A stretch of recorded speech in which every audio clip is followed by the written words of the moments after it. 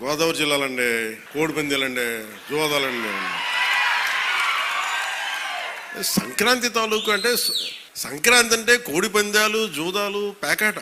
Okay, నేను సరదా అదేం కాదంటలేదు, చేసేవాళ్ళని చేసుకోమని చెప్పి నాకు ఇబ్బంది లేదు. కానీ తెలంగాణ స్నేహితులు కూడా చెప్తా ఉంటారు. హైదరాబాద్ నేనే ఇంట్లో ఉంటే, నేను హైదరాబాద్ ఉంటే ఇప్పుడు 10 years బ్యాక్ మేము ఎక్కడికి వెళ్తా అంటే మేము భీమవరం వెళ్ళిపోతా ఉండే, లేదంటే మేము తూర్పుగోదావరి వెళ్ళిపోతాం. దేనికి అంటే మేము అక్కడ కోడి పందాలకి ఎంత డబ్బులు వేస్తారని నాకు తెలియదు కూడా తెలియదు. నాకు అప్పుడు అర్థమైంది. అంటే నేను అనేది సంక్రాంతి అంటే కేవలం కోడి పందాలు, పేకాట, జూదం దగ్గరికి పరిమితం అయిపోతే రాంగ్ ఇండికేషన్ వెళ్తుంది సొసైటీకి. ఇంకెక్కడ వెళ్ళాం మనం.